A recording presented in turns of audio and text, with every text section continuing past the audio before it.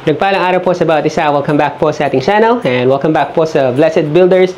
Mga ka-Blessed, ngayong vlog po ito, mag-house tour po tayo sa isang project po natin na natapos na po a few months ago. Ito po yung project po natin sa Buena Vista Subdivision sa May Mabalacat, at yung mga client po natin, binabati po pala natin si Sir Dave at saka po si Ma'am Cynthia na nasa US na. So nakauwi po sila, nag-turnover po tayo ng bahay po sa kanila formally, and then nakaalis na po ulit sila, and then after a few months po, doon pa lamang po natin na-upload yung house tour po natin. Yan, pasensya na po, medyo nagsiset up po kasi tayo ng mga bagong project po natin. Nagkaroon po tayo ng expansion, at sa lahat po sa Diyos at sa Kanya po lahat ng kapurihan.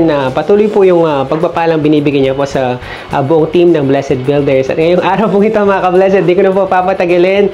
Simulan na po natin yung house tour. Before po natin ipakita yung bahay o yung natapos natin project, share ko lamang po yung napakagandang verse na nabasa ko po. Dito po siya sa 1 Chronicles chapter 29 verse 14. Basahin ko po siya. Ang sabi dito, "Everything comes from you, and we have given you only what comes from your hand." Pinapakita po sa verse po na ito na ano man po yung meron po tayo, galing po lahat yan sa Panginoon.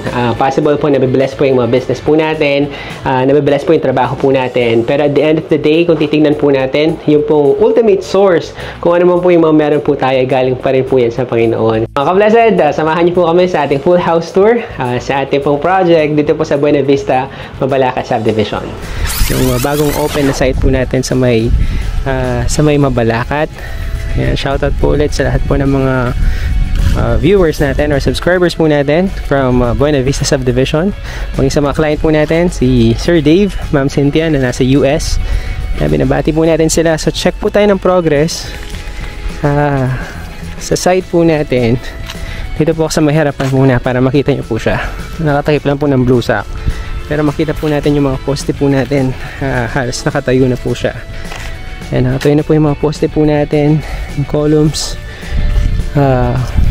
Tapos nakapag-asinta na rin po sila. Papunta na po tayo sa grade beam yan. So ito po yung perspective po natin. Pinaka-frontage po natin ng bahay niya, dito po siya. Pasok po ako. The moment, di nyo pa po masyadong ma-visualize niyan yung layout. Pero once na tumaas na po yung asintahan po natin, makikita na po natin siya. So the moment, nakatayo po ako sa pinakaharapan po ng porch. Yung porch area po natin yan, dito po siya. And naka-elevate po niya yung bahay. Porch area, tapos yung rooms, dalawang rooms, dito po siya sa may left side. Tapos parking po yun dito, 2-car parking. Tapos sa likuran po ng parking, yun po yung pinaka master's bedroom po natin. So itong portion po na to, ito po yung parking po natin. So 2-car parking, 1 parking, tapos yung second parking, tapos yung pong property line po natin, dito po siya. So meron po tayong 2 meter setback sa right side, tapos pati po sa likod. Tapos yung maluwang part po ng bahay or ng lupa is dito po siya sa may left side portion. So upon entry, pagpasok po natin sa pedestrian gate po natin, meron po tayong porch po dito. So ito po yung porch natin. Elevated po yung bahay. Is mataas po yung lupa nila. So halos nag 120 centimeters po yung elevation from road level. Kaya ito po yung tie beam po natin. Ito pa lang po niyan yung finished flooring po natin. So meron po tayong step niyan dito, bucket sa porch, and then from our porch, yan, papunta po sa ating main door. Structural stage pa lang po tayo, pero somehow makikita na po natin yung layout po niya.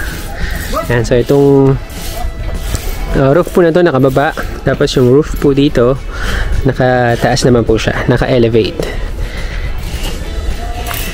Yung area po na to, ito po yung 2-car parking. So from garahe, meron po tayong malaking opening po dito, full size window.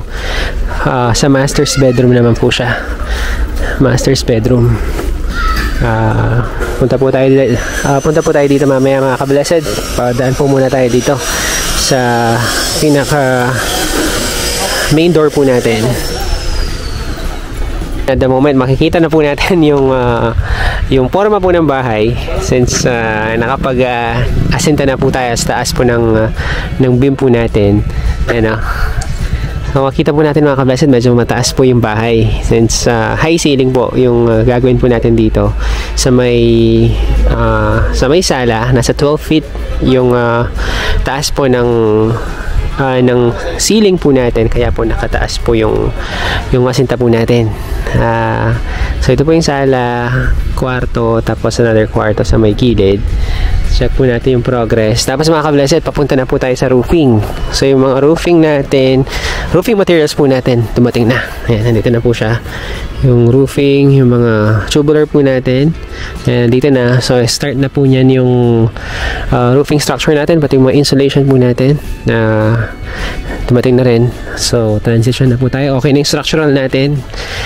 Kitang-kita na ngayon yung itsura ng bahay kasi patapos na yung roofing natin, naglalatag na sila ng yero, pero yung pinaka structure ng bahay, kitang-kita na siya. Ito yung perspective natin. Yan po yung perspective natin, tapos ito yung actual. Yan, nakadrop po yung dito, yung roofing, tapos naka-elevate yung sa may right side niya. Tapos yung wala na lang po niyan itong roofing ng garahe, kasi yung sa may porch natin nakatraces na tayo. So yung dito na lang yan, roofing ng garahe.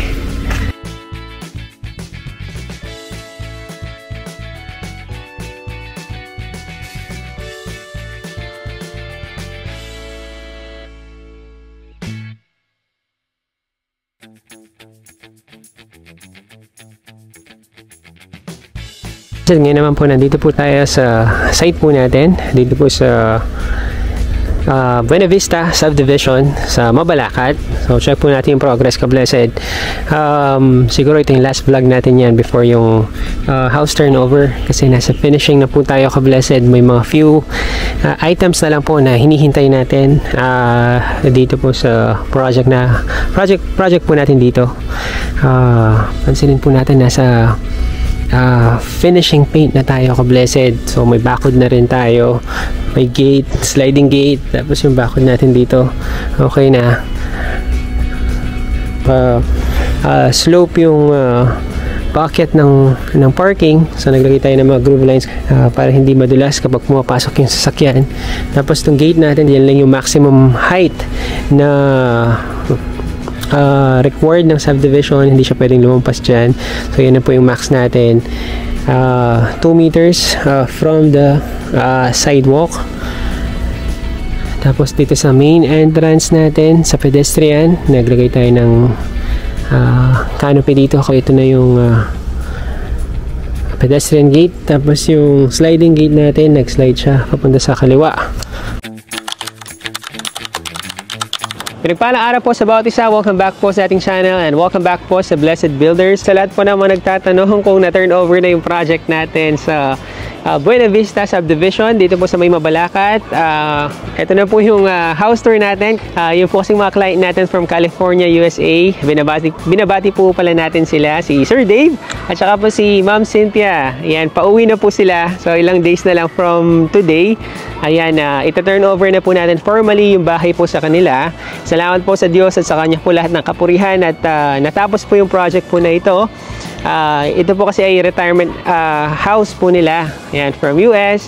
Pinili pa rin po nilang mag-retire dito po sa Pilipinas. Before natin i-turn over yung bahay po sa mga client natin, mag-house tour na tayo. So before tayo pumasok sa loob, explain ko lamang kung ano yung mga house features na i-expect natin sa bahay. This is a bungalow house, single detached. Yung po lot area po ng mga client natin nasa 392 square meters. Tapos yung floor area po ng bahay is nasa 178 square meters. Meron tayong 3 bedroom. Meron po tayong 2 bathroom sa loob. Tapos meron 1 bathroom sa labas. Ayan, outdoor. Tapos meron tayong wardrobe. Meron din tayong 2-car parking. And then meron din tayong dirty kitchen.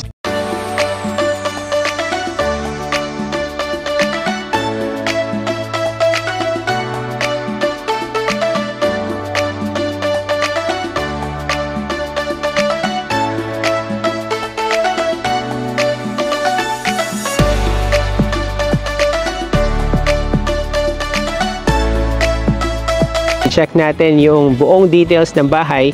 For the meantime, tatayo lamang ako sa mga portion ng bahay para makita nyo yung spacing. Yan, start tayo dito sa main gate natin. Ito yung portion na to sa main gate. Tapos ito naman for the pedestrian gate. Nag-upgrade yung mga client po natin, automated yung sliding gate natin. So one click lang, magbubukas na yung automated sliding gate natin. So dito na tayo papasok para makita nyo yung parking area. Itong area na to, ito yung parking area ng bahay. So 2-car parking, isang sasakyan, another sasakyan, pwede siya dito. And then kagandahan pala dun sa automated gate natin, karon siyang sensor. For example, if sara na siya tapos bigla kang dadaan, yan, magkakaroon siya ng sensor and then aatras. Yan, for security purposes.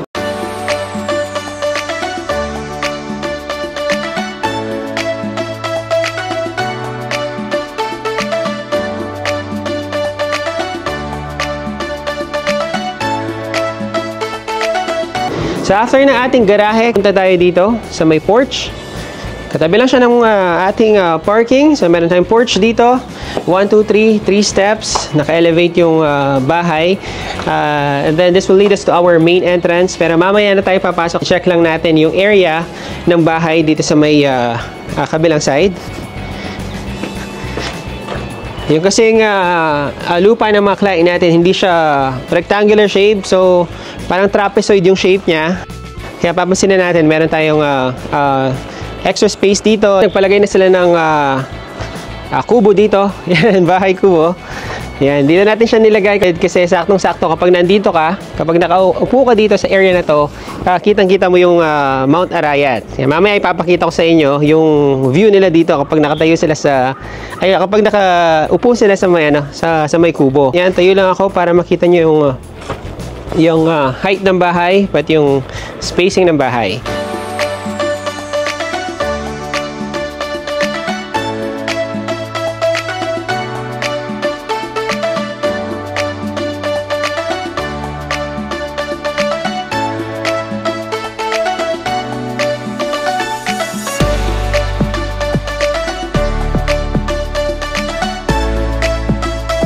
So after dito ka-blessed, pasok tayo sa loob para makita natin yung interior. From our extra space ng lot natin, pasok tayo ka-blessed sa ating main door. Pagpasok sa ating main door, ang makita agad natin is yung living area. And sarado ko lang yung pinto para makita natin yung entertainment wall ng mga client natin. So pinasama na nila yung paglalagay natin ng fluted panel. Tsaka TV console sa ating living area. So mamaya explain ko yung full details. Tayo lang ako dito para makita nyo yung spacing ng ating living area.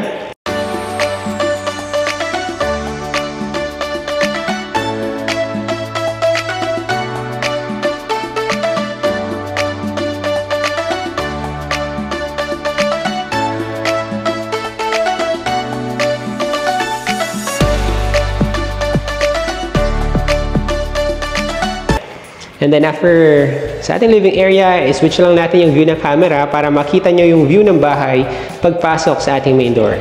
Pagpasok sa main door, ganito yung view natin. Makikita yung sala, yung dining, at yung formal kitchen natin. So open concept yung layout natin dito. Proceed tayo ngayon sa mga rooms natin. Start na tayo sa ating master's bedroom, which is nandito sa side na to. For our master's bedroom,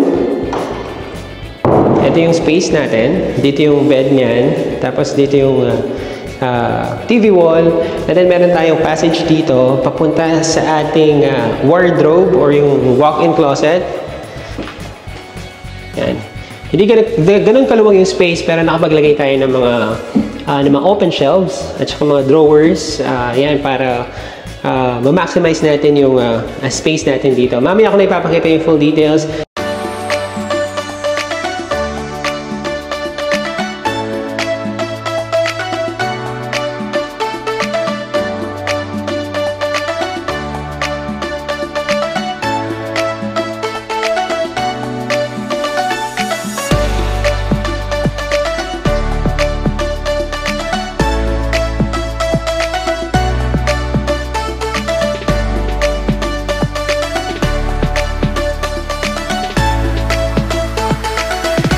Sa kabilang side naman, makikita natin yung door dito. Ito yung ating master's bathroom. Tayo ako dito para makita niyo yung space. Yan, so ito yung request ng mga client natin. Bigger space. Tapos may mga shower partition tayo. Mamaya ako na ipapakita yung full details, mga ka-blessed.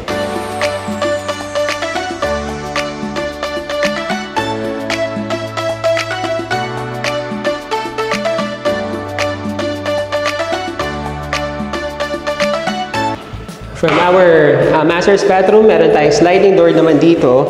And yung sliding door na to, meron tayong access palabas sa ating lanay area. So ito yung spacing natin sa ating lanay area. Naka-elevate yun dito. Tapos naka-concrete finish naman yung sa area na to, pati yung sa may likurang part ng area na to. Paglabas sa ating master's bedroom, ito yung makita natin, yung formal kitchen. Tayo ako dito para makita nyo kung para makita nyo yung spacing na ating formal kitchen. Informal kitchen nasa likuran, mamaya i-check natin.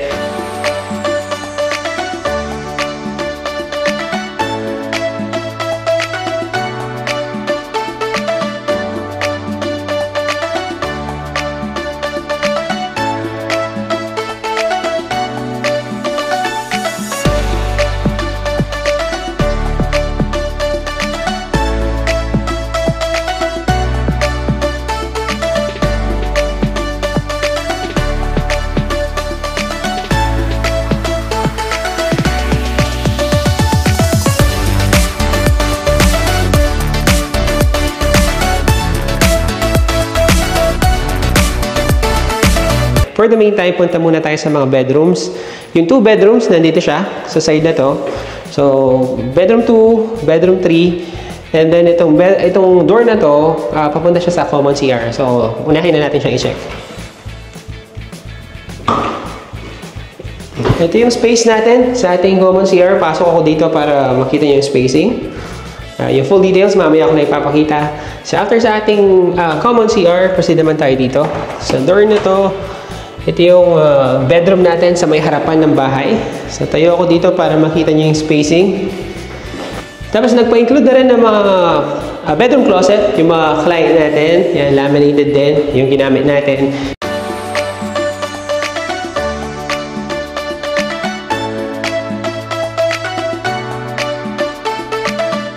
And then, proceed tayo dito sa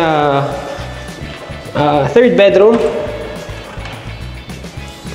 Sa third bedroom naman, ka-blessed, ito yung space natin.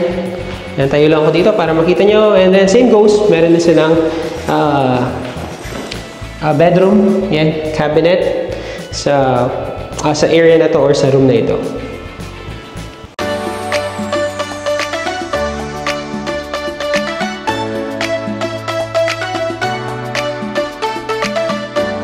After ng mga bedrooms, proceed naman tayo dito sa may likuran. Meron tayong another door dito. Yan, sa may bandang likuran part ng bahay, itong door na to, ito yung pantry area ng mga client natin. Yan, tayo lang ako dito para makita yung space. Yan, yung mga groceries, ibang mga gamit. Yan, pwede dito. So from our pantry area, proceed naman tayo sa ating back door. Itong back door na to, ka-blessed, this will lead us sa ating dirty kitchen. Sa ating dirty kitchen, may makita tayong mga cabinets. Pina-include na ng client natin yung formal cabinets, formal kitchen cabinets, at saka yung informal kitchen cabinets. Same din yung design, kulay white din na merong groove.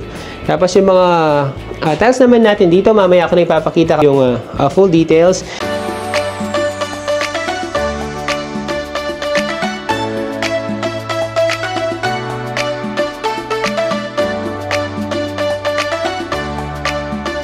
Tapos ito yung sinasabi ko kanina, outdoor bathroom. Yan, hindi siya ganun kaluwang pero nagawa natin siyang lagyan ng shower area. Yan, yung sukat, mamaya ako na ipapakita pati yung details.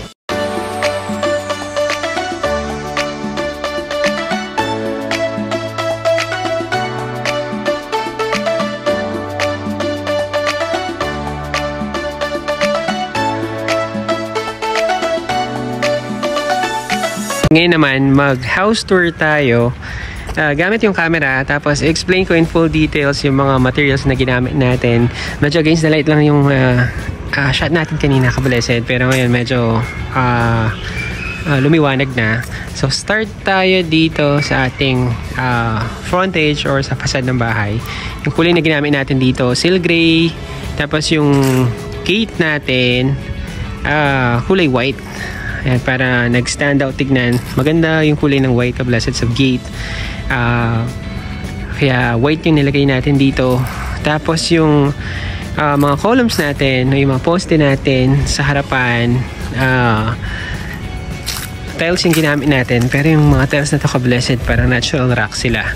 So, mas pricey siya yan, compared sa mga regular tiles. Kasi kung papansinin natin, yan, meron siya parang mga groove lines, naka emboss yan yung mga ibang portion niya kapag kinlose up natin siya. Yan, hindi ko lang kung nakikita ninyo. Yan, so hindi lang siya basta regular tiles, so special tiles yung mga to. So request ng client natin ganyang tiles, tapos pati yung poste dito sa ating pedestrian gate, ganyan din, pati yun dun sa gilid. Yan, kulay white. Tapos paint naman, itong light gray na to, smoke gray yan, tapos sa itaas seal gray, yung darker shade ng gray, seal gray naman. Yan, pati yun dito sa wall na to, kulay seal gray din. So pasok tayo sa loob, ka-blessed, para makita natin yung ibang details ng bahay.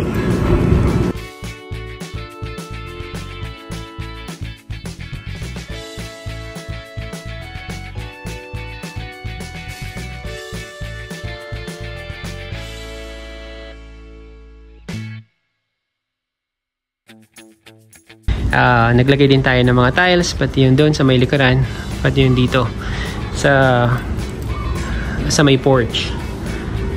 And then yung wall natin dito sa ating garahe, naglagay tayo ng mga slate.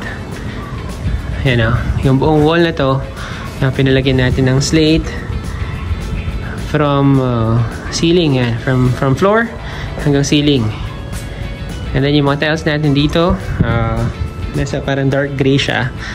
60 by 60 yung sukat.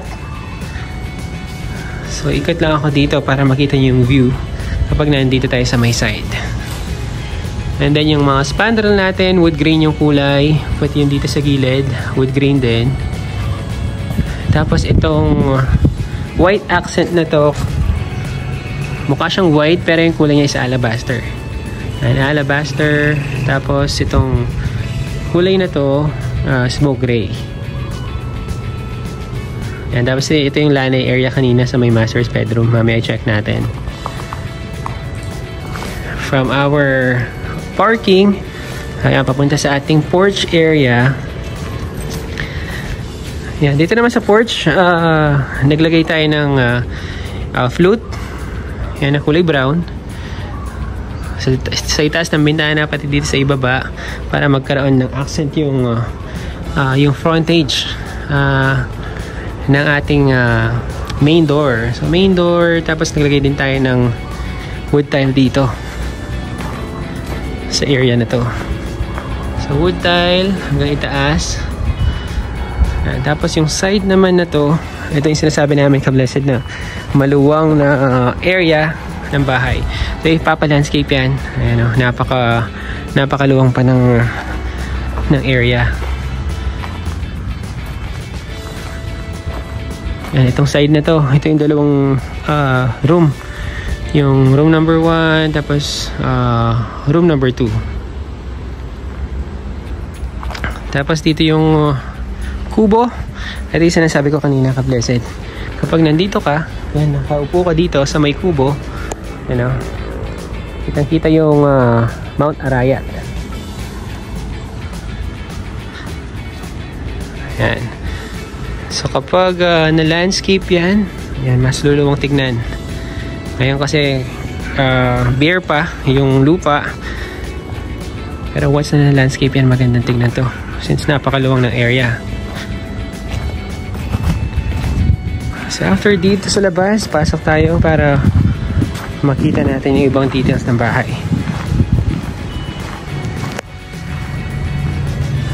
Tapos yung mga window panels natin, nag-request yung mga client natin na powder coated black. And titignan natin, yan, powder coated black yung mga window casing natin, tapos mirror yung glass, color ng glass. So pati yung dito, yan, powder coated din na kulay black, pati yung screen door natin, yan, powder coated din na kulay black. And then yung main door natin, papansinin natin medyo mataas yung dito, nasa 120 yung lapad, tapos nasa 240 yung taas ng ating door. Yan. And then yung door na to, solid mahogany yung ginamit natin. So pasok tayo sa loob. So upon entry, ito yung makita natin. Yan, sa ating living area, meron tayong PVC panel. Tapos meron tayong cove lighting. And then yung mga lights natin, pumili po yung mga client natin, tapos in-install natin. So ito yung view natin.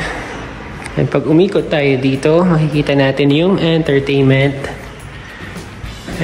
wall. Yan, so meron tayong flute, meron tayong TV rack. Pinasama na po ng mga client natin. And then yung flooring natin, kulay marble white.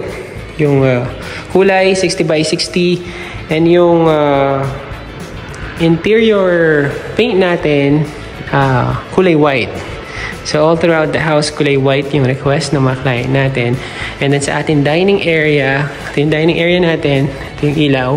So nagka-PVC panel din tayo sa ceiling ng dining area. Pero dito sa ating formal kitchen, kulay white naman. Regular ceiling yung nilagay natin dito. Pero na-cove ceiling siya, paikot. And then yung mga cabinets natin, kulay white. Tapos naglagay din tayo ng flute dito sa my center island. Yung kulay niya is gray. Hindi lang masyadong kita sa camera, pero yung kulay niya is kulay gray yung mga flute na ginamit natin dito. Tapos itong countertop natin, upgraded siya. Granite yung ginamit natin dito. Pati yung dito sa countertop. And then yung tiles natin dito, subway tiles naman siya. Na kulay white. Pati dito sa may side. Tapos yung other cabinets natin, meron silang clear glass. Tapos yung mga storage natin dito sa ibaba. Pati dito sa may center island, meron din tayong storage dito.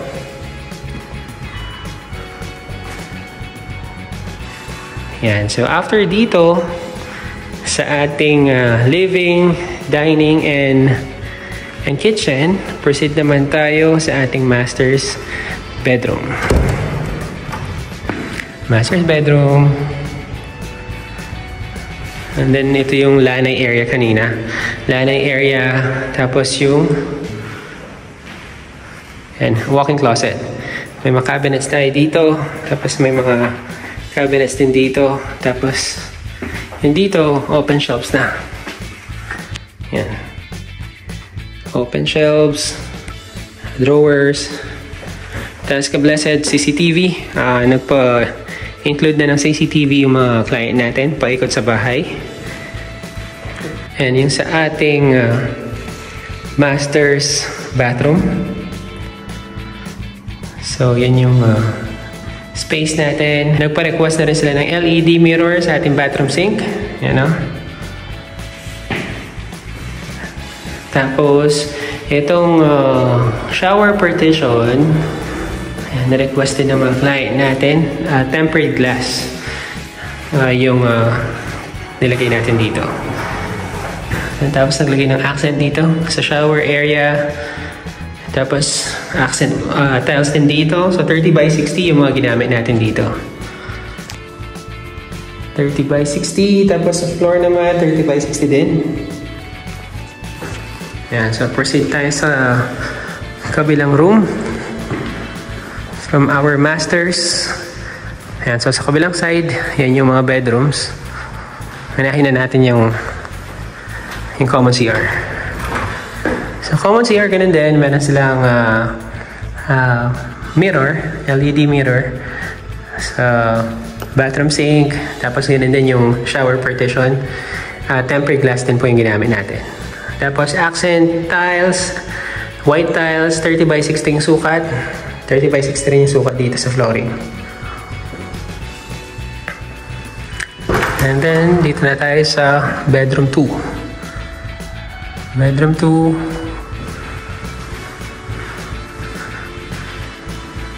Ayan, may kasama ng bedroom cabinet. Same din dito, ka-blessed sa may kabilang side. Bedroom 3. Ayan, meron din tayong cabinet. From 2 bedrooms, papunta tayo ngayon sa likuran part ng bahay. So ito yung pantry. Pantry, storage. Yan. Tapos dito sa likuran, yung ating dirty kitchen. Dirty kitchen. Yan, meron din cabinet.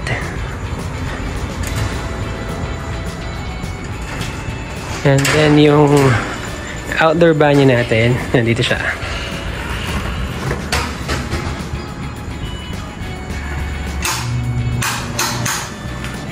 Yan.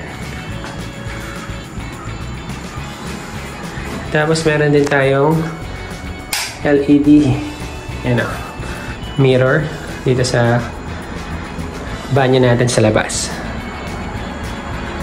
Yung mga tiles natin 30 by 60. Tapos ito naman, 20 by 20 yung accent na nilagay natin dito. Mga ka-blessed, maraming salamat sa pagsama sa ating full house tour, sa ating project dito po sa Buena Vista Subdivision sa may Mabalacat. Again, salamat po sa lahat po ng mga sumusuporta sa Blessed Builders. Maraming salamat sa mga client natin na nasa USA pa at the moment. Kay Sir Dave and Ma'am Cynthia, maraming salamat po sa pagtitiwala po sa Blessed Builders. At sa lahat po ng mga nagtatanong kung magkano po yung project cost ng ating project dito po sa Buena Vista Subdivision Mabalacat. Mag-message naman po kayo sa ating FB page para ma-assist po namin kayo. Yung po construction cost, nakadepende po yan kung kailan nyo po ipapagawa, kung ano po yung location ng property po ninyo at kung anong type of finish po yung gagawin po ninyo. Kaya maraming salamat po for tuning in sa ating pong vlog ngayong araw. Mag-ingat po tayong lahat at pagpalain po tayo ng Panginoon.